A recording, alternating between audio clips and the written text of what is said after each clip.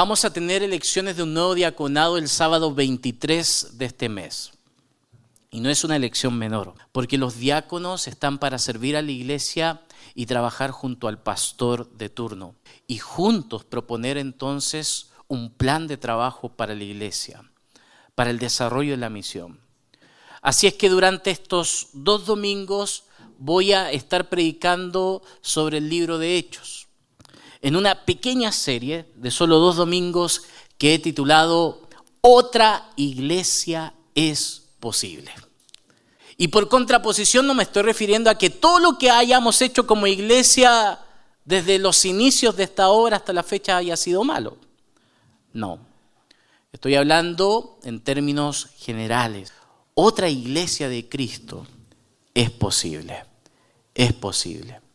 Así que hoy día vamos a hablar un poquitito de cuál es la naturaleza de la iglesia y cuál debería ser el propósito de la iglesia. ¿Usted se ha hecho esa pregunta alguna vez? ¿Por qué la iglesia? ¿Cuál es la razón de ser de la iglesia? ¿Para qué está la iglesia? ¿Cuál es el propósito, la misión de la iglesia? Muy bien, vamos a recordar lo que fue el testimonio de la iglesia temprana o también llamada la iglesia primitiva en Hechos capítulo 2 y vamos a sacar algunas lecciones que nos puedan ayudar a pensar en esto. Contexto rápido. Jesucristo muere en la cruz, resucita el tercer día. El Cristo resucitado pasa 40 días con sus discípulos dándole las últimas instrucciones. Luego, según Hechos capítulo 1, Jesucristo asciende a los cielos con la promesa de que de la misma manera como le estaban viendo irse a la gloria primera que tenía con el Padre, un día Jesucristo regresará. Y Jesucristo le había dado una orden a los apóstoles, a este grupo que es considerado el grupo de los 120. Vayan a Jerusalén y esperen allí la venida del Espíritu Santo. Y eso ocurre en medio del Pentecostés, de esta celebración judía. Estaban unánimes, orando. Esa sola palabra, unanimidad, reconoce que a pesar de las diferencias sociales, culturales, todos estaban bajo un mismo sentir. Hay que tener cuidado cuando hablamos de la unidad en la iglesia de Cristo. Ustedes recordarán que en Juan capítulo 17 Jesús ora por la unidad de la iglesia. Amén.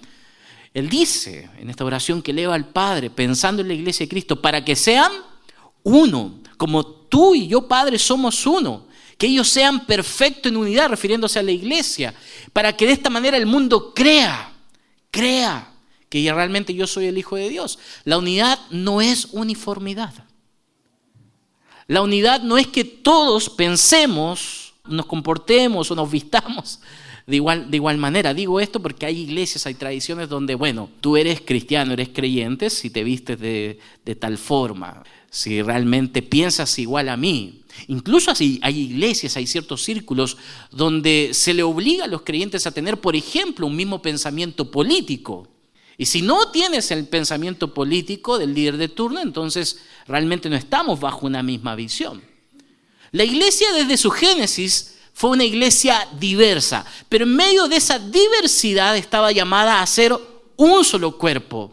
Como dice el apóstol Pablo en Efesios capítulo 4. Él dice, hermanos, debemos preocuparnos de salvaguardar la unidad en el vínculo de la paz. Hemos sido llamados a dar testimonio de esa única fe en Jesús, de ese único Dios, de ese único bautismo en el cual hemos participado todos. La iglesia es diversa, pero en medio de esa diferencia que podamos tener, y solo mirémonos aquí, la diferencia social, cultural, económica o incluso racial, a pesar de nuestras diferencias, estamos llamados a vivir en unidad espiritual. Estamos llamados a ser uno en el Señor. Hay condiciones entonces para que haya un derramamiento del Espíritu Santo. No solamente debe haber una búsqueda intencionada en oración, no solamente debemos clamar por la presencia de Dios, sino que también, ¿qué cosa? Debemos estar bajo ese mismo deseo, bajo ese mismo sentir. Y eso era lo que ocurrió, es derramado el Espíritu Santo, sin hacer acepción de personas, hombres y mujeres. Y esto es lo interesante, dice el capítulo 2, y lo voy a volver a leer, dice el versículo 17, y en los postreros o últimos días, dice Dios, derramaré de mi espíritu sobre toda carne. Y fíjese acá, vuestros hijos y vuestras hijas profetizarán, es decir, hablarán con denuedo, con autoridad espiritual, la palabra, darán testimonio de Jesucristo. Vuestros jóvenes verán visiones, tendrán visiones espirituales, y vuestros ancianos tendrán sueños. Y sobre siervos y siervas en aquellos días derramaré de mi Espíritu Santo. No solamente el Espíritu Santo vino en Pentecostés, no haciendo excepción de hombres y mujeres, sino también no haciendo excepción de generaciones, de edades, de grupos de edad. Es una presencia que se derrama sobre los más pequeñitos, los niños, pero también los adolescentes y jóvenes, y aún adultos y ancianos. Fíjese que Dios diseñó una iglesia generacional, una iglesia donde tengan cabida desde los más pequeñitos hasta los más ancianos. Todos son necesarios en el cuerpo de Cristo. A veces cuando llega un pastor joven, como yo, a una iglesia, los más adultos y ancianos piensan, ya el pastor está discriminando. Se va a juntar solamente con los de su edad. Va a visitar solamente a los más jóvenes. A ellos los va a invitar a su casa. Y ya nosotros que somos abuelitos y abuelitas, vamos a quedar atrás. ¿Ha sido así? No ha sido así. Yo he estado sentado en alguna de sus mesas. Para mí ha sido muy lindo escucharles, sobre todo a los más ancianos, a mis hermanos ancianos y ancianas de la iglesia. Escuchar a mi hermana Raquel, a mi hermano Hugo, a mi hermana María Cristina, a mi hermana Anita, a mi hermano Hugo, esposo Anita da Silva, escuchar a mi hermano Juanito, lo que ha sido la génesis de esta iglesia. Y escuchar todas las cosas lindas que aquí han ocurrido. Y yo siempre le digo lo mismo a ellos, pero usted no crea que ya colgó los botines, usted sigue siendo necesario en la iglesia de Cristo. Quizás no va a poder venir porque tiene problemas de movilidad, pero usted puede seguir siendo parte de la iglesia de Cristo, orando, intercediendo en favor de su iglesia, llamando a los hermanos más jóvenes, a los hermanos nuevos en la fe. Todos tienen cabida en la iglesia que Cristo pensó. No solo los jóvenes, los ancianos y los niños también. Es una iglesia generacional y esa es la iglesia que debemos ser. Amén. Y es una iglesia con diversidad de dones y ministerios. Algunos profetizarán, otros tendrán visiones, otros tendrán sueños, dice el versículo 18. Saben, hoy en día lamentablemente hay una enfermedad en muchas iglesias y es el hecho de que solamente dan cabida a ciertos dones espirituales, a ciertos ministerios espirituales y otros no. O hay otros que derechamente no dan cabida a ninguno. Dios pensó en una iglesia integral. Dios pensó en una iglesia con todos los ministerios necesarios para que fuera edificada y creciera hasta la estatura del varón perfecto que es Cristo el Señor. El apóstol Pablo en Efesios capítulo 4, versículo 11 dice, y a unos constituyó apóstoles, a otros profetas, a otros pastores, a otros evangelistas y maestros, a fin de que perfeccionaran a los santos, a fin de equipar a los santos, a fin de que cada uno de nosotros pudiera tener las herramientas necesarias para crecer espiritualmente hasta que todos lleguemos a la estatura del varón perfecto que es Cristo Jesús. Todos los dones, todos los ministerios son necesarios en la iglesia de Cristo. Todos, sin excepción. Quizás podremos tener diferencias de cómo interpretamos la profecía, el apostolado, pero eso no quita que excluyamos esos ministerios, esos dones. Todos son necesarios. Necesitamos visiones, necesitamos sueños, necesitamos profecía en la iglesia. Es la única manera de que nosotros seamos una iglesia madura. Dios anhela que su iglesia sea una iglesia madura, perfecta, en unidad, pero en la unidad del conocimiento de su Hijo Jesucristo. Eso no es posible si usted teniendo dones no los pone en ejercicio y no edifica con libertad a sus hermanos y hermanas. Versículo 42. Vamos al versículo 42, por favor. Dice que una de las características de la iglesia primitiva es que entonces perseveraban en la doctrina de los apóstoles. Fíjense que los primeros cristianos no prescindieron de la enseñanza. No prescindieron de la enseñanza de la palabra de Dios, creyendo que con el bautismo del Espíritu Santo era suficiente, porque algunos creen que la llenura de la presencia de Dios y el Espíritu Santo es suficiente y ya no necesito ser enseñado en nada en relación a las Escrituras, en relación a la palabra de Dios. No, ellos perseveraron. Ese verbo quiere decir que ellos fueron diligentes, se sometieron, por decirlo así, a una enseñanza sistemática de las Escrituras por boca de los apóstoles. Fueron diligentes, fueron disciplinados en el estudio de la palabra de Dios. Por mucho tiempo en el pentecostalismo criollo se decía que la letra mata, pero el espíritu vivifica, tomando algunas palabras del apóstol Pablo, pero sacadas de contexto. Como que de alguna manera el pentecostalismo criollo decía, bueno, no es suficiente con el Espíritu Santo, con el bautismo del Espíritu Santo. Ya no necesitamos estudiar o pensar o razonar en las Escrituras. Ese es un error.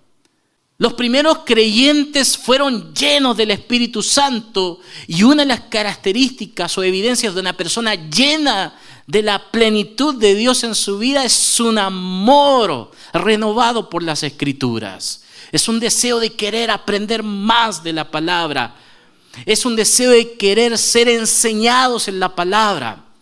Cuando tú te encuentras con una persona que cree ya saberlo todo y que no tiene un espíritu enseñable, esa no es una persona llena del Espíritu Santo. Una persona llena del Espíritu Santo podrá llevar años en el Evangelio, pero siempre va a tener oídos prestos a escuchar palabra de Dios y ser enseñado en ella.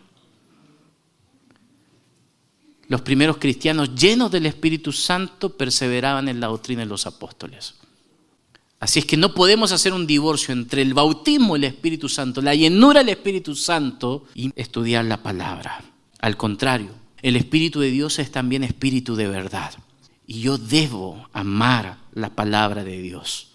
El hermano Guillermo el domingo pasado nos predicaba sobre Habacuc, capítulo 3, versículo 1 y 2. Aviva tu obra en medio de los tiempos y en medio de los tiempos hazla conocer tu palabra. Todo avivamiento personal viene precedido de un interés renovado en estudiar la palabra de Dios. En otras palabras, no va a haber un avivamiento espiritual en tu vida, no va a haber un avivamiento espiritual en nuestra iglesia si no amamos la palabra de Dios, si no queremos ser enseñados en la palabra de Dios. Y perseveraban en la doctrina de los apóstoles. En segundo lugar, ¿qué caracterizaba la iglesia temprana de Jerusalén? Y perseveraban en la doctrina de los apóstoles. ¿Qué luego sigue? En la comunión unos con otros. En la comunión unos con otros. Estos hermanos se caracterizaban por una verdadera comunión y ayuda mutua.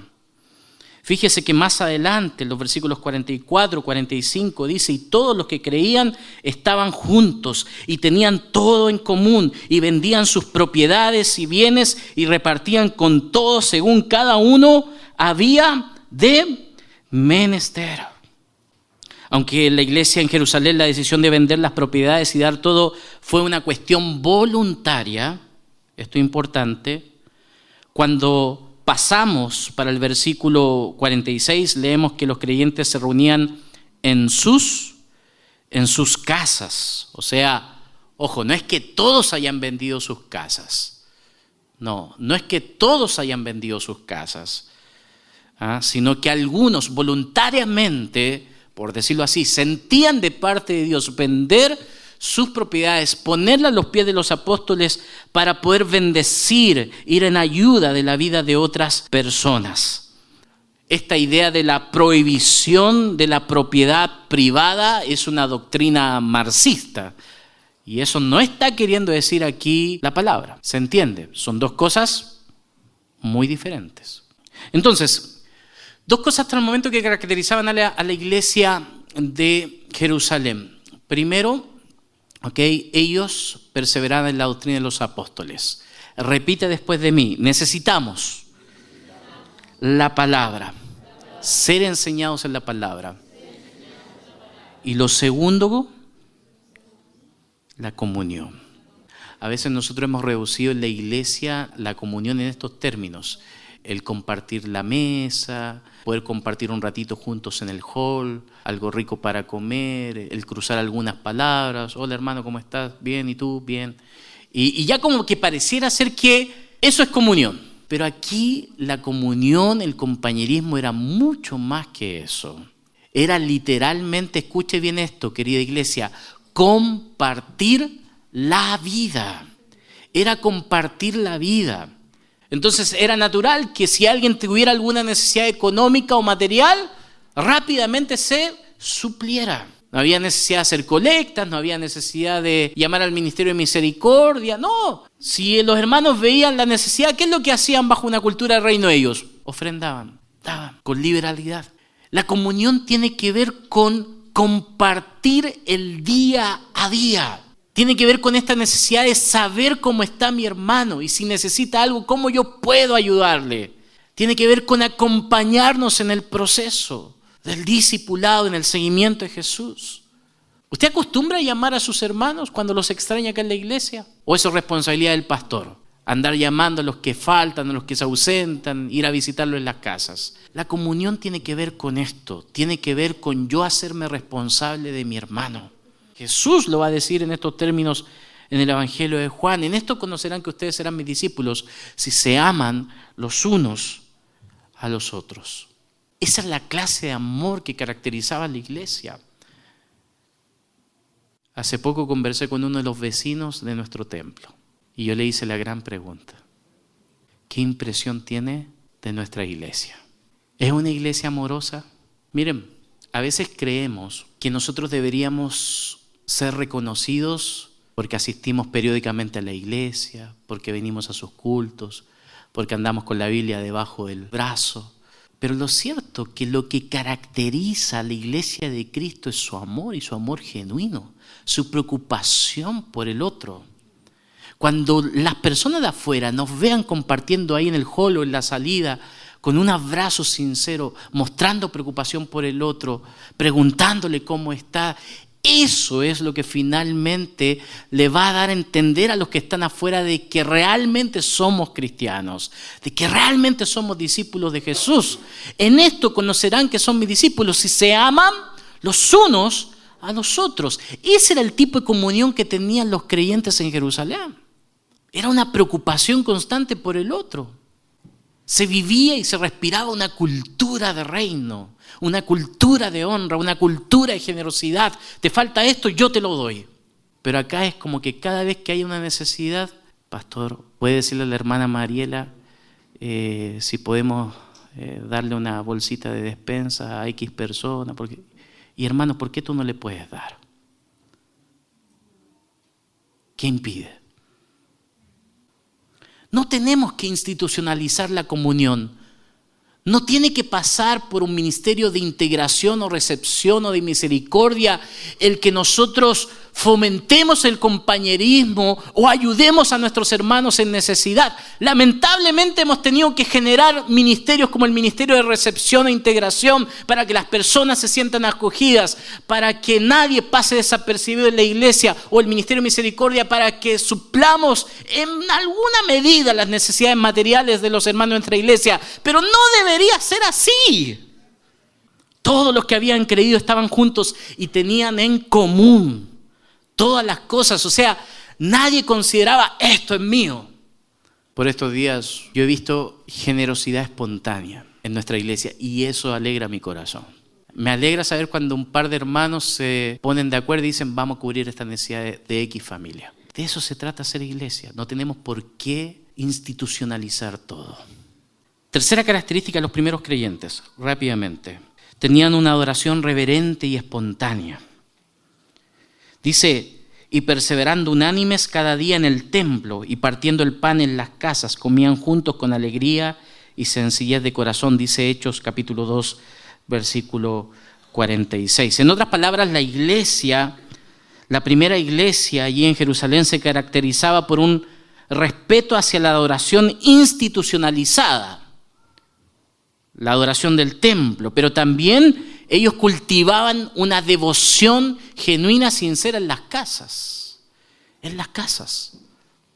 Hay que recordar que estos creyentes de Jerusalén venían de una religión de base, que era la religión de sus padres, la religión judía, que era la religión también del Señor Jesucristo. Pero una vez que abrazan la fe en Cristo Jesús, ojo con esto, no se olvidan de la religión de sus padres, sino que ahora ven la religión de sus padres, pero bajo un nuevo entendimiento, reinterpretan a través de la cruz de Jesús, de la obra de Jesús, lo que los profetas en el antiguo pacto habían enseñado. Por eso es que ellos no dicen, bueno, ahora que somos cristianos vamos a prescindir del templo. Vamos a seguir yendo al templo, pero cada vez, y aquí viene el punto, cada vez que el maestro abra las escrituras y lea una profecía, nosotros vamos a estar pensando en nuestro corazón, eso ya tuvo cumplimiento en Jesús. Gloria a Dios. Necesitamos asistir al templo. Necesitamos la institucionalidad de la iglesia. Hay creyentes que dicen, no, yo creo en Jesús, pero no creo en la iglesia. Yo adhiero a Jesús, pero no, la iglesia está llena de hipócritas. No, si tú amas a Jesús, amarás también la iglesia, porque Jesús dio su vida por la iglesia, pagó un alto precio por la iglesia para que tú la deseches fácilmente. Tú debes amar a Jesús, y si dices amar a Jesús, amarás también la iglesia y desearás tener un compromiso con la iglesia local. Yo estoy feliz por los cultos de hogares. Hemos tenido una muy buena asistencia en las células, en las casas este año, en las 6 células.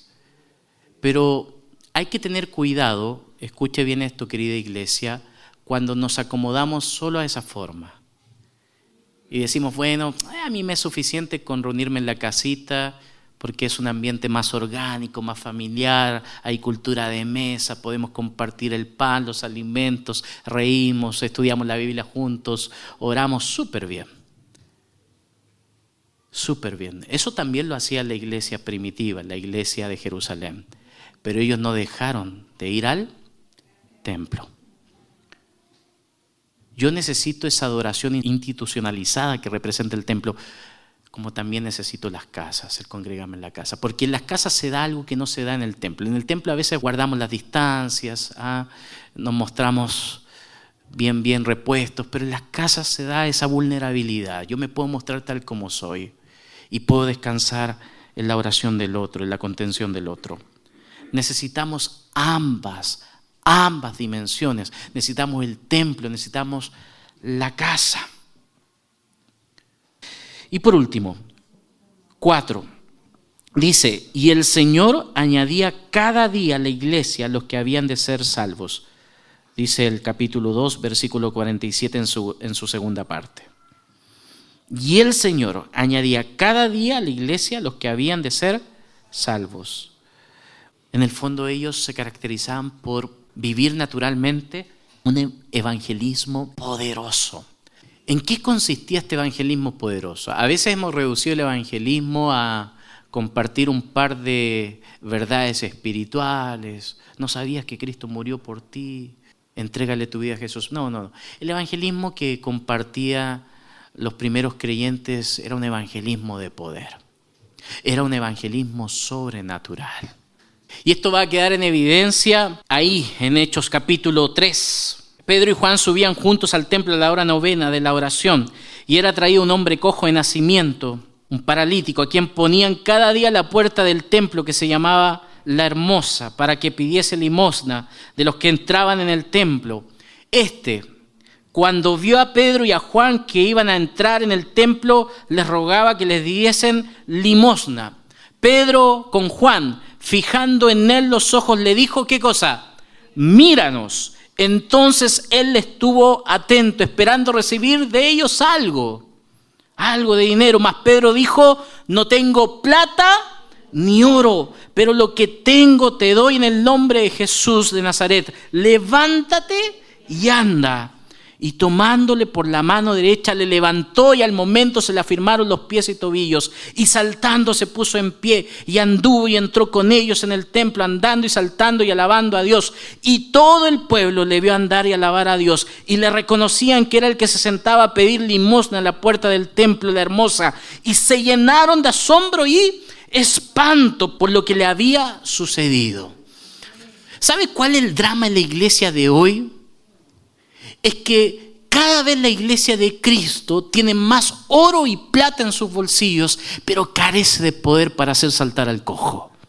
La iglesia de Jerusalén va a ser una iglesia no rica, no va a ser una iglesia próspera. Fíjese que van a pasar algunos años y el apóstol Pablo le va a pedir a los hermanos de Corintio que levanten una ofrenda para ir en ayuda de los hermanos pobres de Jerusalén. Pero hay algo que tenían estos hermanos y era poder de Dios. No tenían literalmente oro y plata. ¿Qué podría darles Pedro y Juan? Se habían dejado todo por seguir a Jesús. Pero lo que tengo te doy. Levántate y anda en el nombre del Señor. Ese es el evangelismo poderoso. Ese es el evangelismo sobrenatural. Cuando yo me muevo en fe y creo que realmente mayores cosas haremos nosotros. La iglesia carece de poder y reducimos a la evangelización a decirle a las personas: ¿tú crees que si esta noche mueres te vas al cielo o al infierno? La evangelización es mucho más que eso. Debe ir acompañada de señales, debe ir acompañada de milagros. Tú debes orar por los enfermos en el nombre de Jesús. Si vamos al Sapo a orar por los enfermos, no tengas miedo de orar por los enfermos. Declara sanidad en el nombre del Señor. Y aunque no veas nada allí, tú te estás moviendo en fe y en algún momento el Señor lo va a hacer. Este miércoles tenemos salida al Sapo. Vamos a ir a entregar un cafecito, un tecito, un sándwich. Pero debemos ir por algo más que asistencialismo, porque la iglesia de hoy ha confundido la evangelización con el asistencialismo. No es lo mismo. Es decirle al paralítico: levántate en el nombre del Señor. Ser y hacer iglesia, en palabras bien sencillas, es cultivar intencionadamente relaciones. Relación, en este caso, de los creyentes con sus líderes, con los apóstoles, que hoy en día son los maestros y pastores que enseñan la palabra, y sujetarnos a esa autoridad espiritual. La humildad tiene que ver con esa capacidad de volverme enseñable. Relación consigo mismo, compañerismo y ayuda mutua, relación con Dios, adoración 24/7 en el templo, en las casas, y la relación con el mundo, el evangelismo, pero un evangelismo de poder. Hoy en día la iglesia de Cristo está más interesada en hacer alianzas con los poderes y gobiernos de turno para cristianizar la sociedad. Hay muchos que están preocupados por lo mismo de llegar a los diferentes ámbitos de poder de la sociedad, a la política, a la economía, a la ciencia, lo cual me parece bien. Estamos llamados a ser luz y ser sal, a ser la semilla, a ser la levadura que con el poder del evangelio fermentemos la sociedad, seamos una influencia positiva y anticipemos ese reino que un día vendrá a establecerse en plenitud. Pero ojo, iglesia, nuestro llamado no es a cristianizar la sociedad, no es hacerla mejor, no es hagamos de este mundo un mundo mejor y ese mundo se lo vamos a heredar a nuestros hijos. No, nuestro llamado como iglesia es evangelizar. Cristo viene. Tenemos que hablar, tenemos que ser portavoces del evangelio.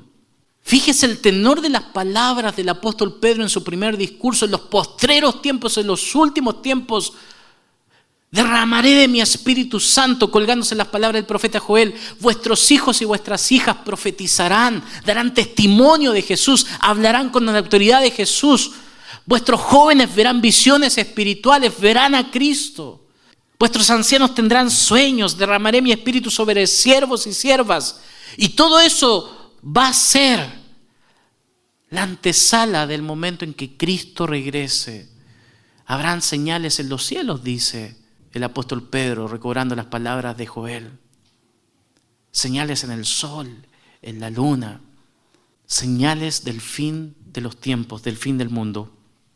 A mí me preocupa que la iglesia esté más preocupada de cristianizar la sociedad, de levantar aquí en la tierra una teocracia con gobernantes cristianos o creyentes, cuando la tarea de la iglesia no es esa, es evangelizar, es dar testimonio de Jesucristo con palabras y con poder, porque la venida de Cristo se acerca.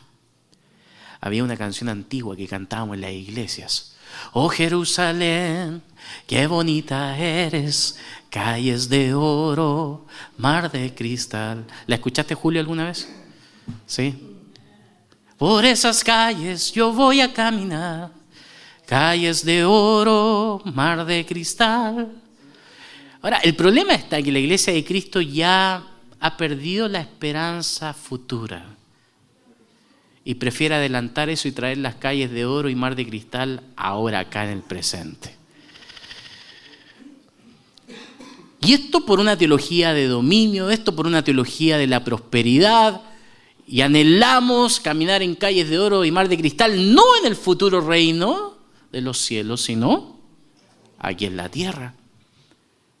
Y estamos esforzándonos por hacer de este mundo un mundo mejor. ¿Cuál es la misión de la iglesia?